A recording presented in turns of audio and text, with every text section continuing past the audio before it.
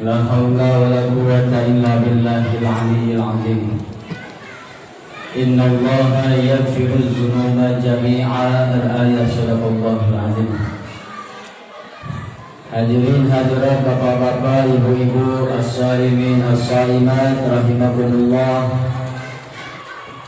Bersyukur kepada Allah Subhanahu wa taala dengan syukur yang tak terhingga, karena Allah masih memberikan karunia-Nya, anugerah-Nya, nikmat-nikmat-Nya kepada kita semuanya, sehingga kita sama-sama masih bisa mengerjakan perintah-perintah Allah Subhanahu wa taala, segala ibadah kepada Allah Subhanahu wa taala. Mudah-mudahan keistiqomahan ini, kesempatan ini kita gunakan dengan sebaik-baiknya, dengan mengharapkan ampunan Allah, rahmat Allah, dan keridhaannya Allah Subhanahu wa taala. Amin ya rabbal alamin. Hadirin hadirat, as-saimin as-saimat, rahimakumullah. Di zaman Rasulullah SAW itu ada yang bernama Sa'labah bin Abdurrahman. Jadi di zaman Rasulullah itu banyak yang namanya Sa'labah. Ada Sa'labah bin Hatib, Sa'labah bin Abdurrahman, dan lain-lainnya. Banyak namanya Sa'labah. Tapi malam hari ini saya akan membicarakan, menceritakan kisah tentang sahabat Rasulullah yang istimewa, yang bernama Sa'labah bin Abdurrahman. Ini beliau masih muda, umurnya 16, 17, 18, masih muda, 17 lah, ya, masih semangat-semangatnya. Gila ibadahnya itu masih mantap semangat. Kemana Rasulullah SAW ibadah, kemana Rasulullah dakwah, majlis-majlis Rasulullah itu selalu hadir beliau untuk menuntut ilmu baginda Nabi Muhammad SAW. Selalu ngikut Rasul, nggak pernah absen. Di mana ada majlis Rasul, di situ ada dia, Sa'labah bin Abdurrahman. Ibadahnya mantap, padahal masih muda ini beliau, tapi kualitas imannya, kualitas ibadahnya kepada Allah Subhanahu wa taala sungguh luar biasa. Jadi pada suatu ketika Sa'labah bin Abdurrahman selesai pulang, habis belajar dengan Rasulullah, habis ta'lim dengan Rasulullah, pulang ini Sa'labah lewat jalan lorong-lorong Madinah. Ketika di masa perjalanan datanglah badai angin, menerpa Sa'labah bin Abdurrahman dan menerpa yang ada di hadapan Sa'labah bin Abdurrahman. Kencang itu anginnya. Ketika angin berhembus, ini angin masuk ke satu rumah, yang mana rumahnya ini gak ada pintunya, cuma ditutup dengan tirai saja, ditutup pakai kain. Saat itu angin bertiup kencang berhembus ke dalam rumah, kebukalah itu tirainya dan dilihat oleh Sa'labah bin Abdurrahman. Di dalamnya ada seorang perempuan yang sedang tidak memakai busana sehelai pun. Seketika langsung Sa'labah bin Abdurrahman mengalihkan pandangannya, menutup matanya, langsung tidak mau melihat apa yang ada di hadapan Sa'labah bin Abdurrahman. Ya, kalau anak muda sekarang mah sayangnya begitu, mah begini saya mulai tuh mungkin saya rengkangin tangan saya. Tapi Sa'labah bin Abdurrahman karena imannya mantap, imannya kepada Allah luar biasa, ibadahnya kenceng, dia takut dengan Tuhan. Dialihkan pandangannya, langsung dia bergetar badannya, berkeringat badannya. Sa'labah bin Abdurrahman, dia takut. Langsung yang Sa'labah bin Abdurrahman lari kemana? Ke bukit yang ada di Madinah. Ngumpet dia selama 40 hari 40 malam. Sa'labah ngumpet karena takut apa yang dia lihat, takut nanti ada wahyu turun untuk mengancamnya, untuk turun menyiksa apa yang dilihat oleh Sa'labah bin Abdurrahman. Bayangin, masih muda itu, keimanannya, kesolehannya. Lihat begituan lari ke bukit 40 hari 40 malam untuk beristighfar, memohon ampun kepada Allah Subhanahu wa taala. Saking lamanya ini Sa'labah bin Abdurrahman ngumpet. Dicari oleh Rasulullah, kemana Sa'labah bin Abdurrahman? Sehari-harinya dia nuntut ilmu, sehari-harinya dia ibadah, sehari-harinya selalu mencari keridhaannya Allah Subhanahu wa taala. Tapi ini selama 40 hari 40 malam Rasulullah tidak pernah melihat Sa'labah bin Abdurrahman. Akhirnya diutusnya Rasulullah para sahabat untuk mencari Sa'labah. Ya, para sahabat, cari Abdurrahman kemana dia? Mungkin dia kemana itu main, masih muda, atau ngumpet di mana, ngumpul di mana? Dicari oleh para sahabat, ternyata ada di bukit-bukit Madinah saat itu. Ketika disuruh pulang oleh sahabat, ya Sa'labah, engkau disuruh pulang oleh Rasulullah. Selama ini engkau kemana aja? Biasanya engkau bersama kami menuntut ilmu, beribadah bersama. Kenapa selama ini kamu tidak bersama-sama kami? Maka diceritakanlah peristiwa yang dialami Sa'labah bin Abdurrahman. Saya takut kalau saya pulang nanti ada wahyu Allah turun untuk melaknat saya. Makanya saya ngumpet di tempat ini. Apakah engkau datang ke tempat ini hanya untuk mengabarkan bahwasanya ada wahyu Allah yang turun untuk melaknat saya? Kata para sahabat, tidak. Saya diutus ke sini untuk nyari kamu doang, suruh pulang kemana aja. Rasul kamu. Akhirnya mau dari Sa'labah bin Abdurrahman pulang bersama sahabat, menemukan Rasulullah SAW dan menceritakan peristiwa apa yang beliau lihat saat itu.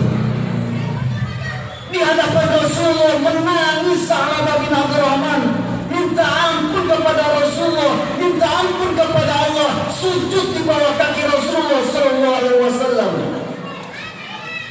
Karena Rasul melihat peristiwa yang sangat menggetarkan jiwa saat itu.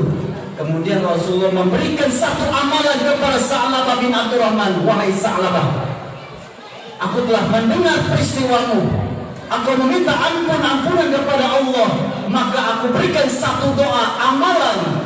Kalau engkau amalkan, maka turun rahmat Allah, turun rahmat Allah, ampunan Allah untuk Sa'labah bin Abdurrahman.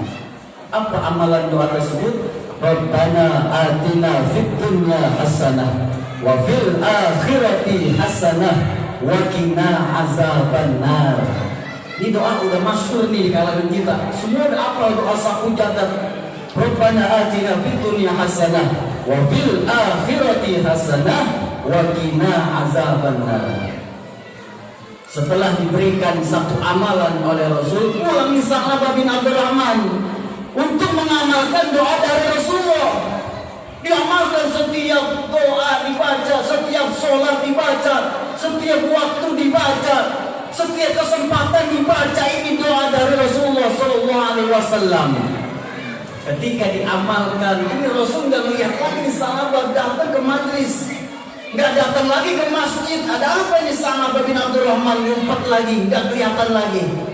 Diutus sahabat untuk rumahnya. Ternyata Sa'labah bin Abdurrahman sedang diberikan ujian dari Allah Subhanahu wa taala berupa sakit keras. Kenapa? Pikiran yang luar biasa, ketakutan yang luar biasa, hatinya selalu bergetar, keringatnya selalu bercucuran karena apa yang melihat peristiwa saat itu.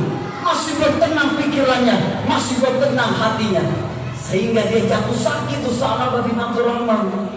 Memikirkan dosa-dosanya, memikirkan maksiatnya saat itu, padahal yang dilihat itu tidak sengaja, tetapi ketakutannya luar biasa kepada Allah Subhanahu wa taala. Maka dijenguklah Sa'labah ini oleh Rasul. Datang Rasul ke rumahnya. Ternyata benar Sa'labah sedang berbaring, badannya lemas, penuh keringat, ketakutan kepada Allah Subhanahu wa taala. Langsung Sa'labah bin Abdurrahman bersujud di kaki Rasulullah sallallahu alaihi wasallam. Ketika bersujud ada yang aneh. Kenapa di salabah sujudnya lama bener? Dipegang-pegang gak bangun-bangun, salabah bangun ya salabah, qum ya salabah. Ternyata ketika ditepuk jatuh salabah, nyawanya telah diambil oleh Allah Subhanahu wa ta'ala.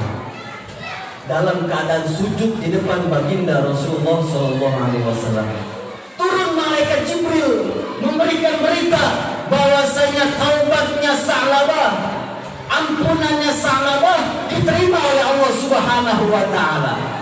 Dikabarkan tuh oleh malaikat Jibril, selama ini istighfarnya, zikirnya, doanya, ampunannya didengar oleh Allah Subhanahu wa ta'ala. Mati dalam keadaan sujud di depan baginda Rasulullah sallallahu alaihi wasallam.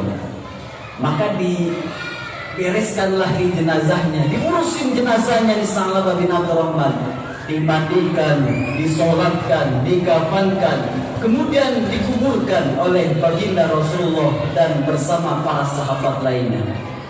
Tapi ketika dalam perjalanan menuju kuburan ada yang aneh, ada peristiwa yang aneh lagi yang dilihat oleh para sahabat dan Rasulullah sallallahu alaihi wasallam.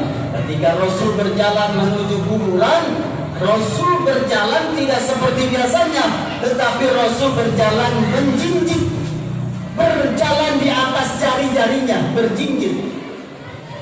Lihat oleh sahabat, ya Rasulullah, kenapa engkau berjalan seperti ini ya Rasul? Tidak seperti biasanya engkau jalan seperti ini. Maka diceritain sama Rasulullah, ketahuilah para sahabat, saya jalan seperti ini karena ribuan malaikat turun ke bumi ini, merenggangkan sayapnya, memuliakan jenazahnya Sa'labah bin Abdurrahman. Sehingga saya untuk berjalan pun susah karena saking banyaknya sayap di bawah bumi untuk memuliakan jenazahnya Sa'labah bin Abdurrahman. Subhanallah. Orang yang mendapat ampunan Allah, yang diterima taubatnya oleh Allah, mendapatkan kemuliaan yang tinggi dari Allah Subhanahu wa ta'ala, derajat yang tinggi dari Allah Subhanahu wa ta'ala. Maka bulan Ramadan ini adalah bulan maghfirah, bulan ampunan Allah, yang di dalamnya kalau kita berdoa, kita bermunajat, beristighfar, bertobat kepada Allah Subhanahu wa ta'ala, didengar dan diijabah oleh Allah Subhanahu wa ta'ala. Jadi orang yang mendapat ampunan dari Allah, tobatnya diterima oleh Allah, mendapatkan kemuliaan yang sangat luar biasa dari Allah Subhanahu wa ta'ala. Sehingga Allah mengirimkan ribuan malaikat menghamparkan sayap-sayapnya di depan baginda Rasulullah dan memuliakan jenazahnya Sa'labah bin Abdurrahman. Jadi di bulan ini mari kita sama-sama bertaubat kepada Allah, beristighfar kepada Allah atas segala kemaksiatan kita yang kita lakukan, sengaja mau tak sengaja, sendiri maupun yang beramai-ramai, kita lakukan kepada Allah. Bulan Ramadan ini kita minta ampun, bertaubat kepada Allah Subhanahu wa ta'ala. Allah perintahkan di dalam Al-Quran, tubu ilallahi taubatan nasuha.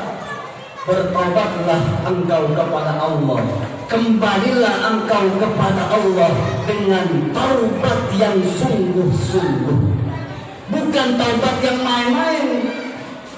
Ketika lisan ini berucap istighfar, astaghfirullahalazim wa atubu ilaih, astaghfirullahalazim wa atubu ilaih. Lisan berucap, hati pun beristighfar, menyesali apa yang perbuatan yang kita lakukan kepada Allah Subhanahu wa ta'ala.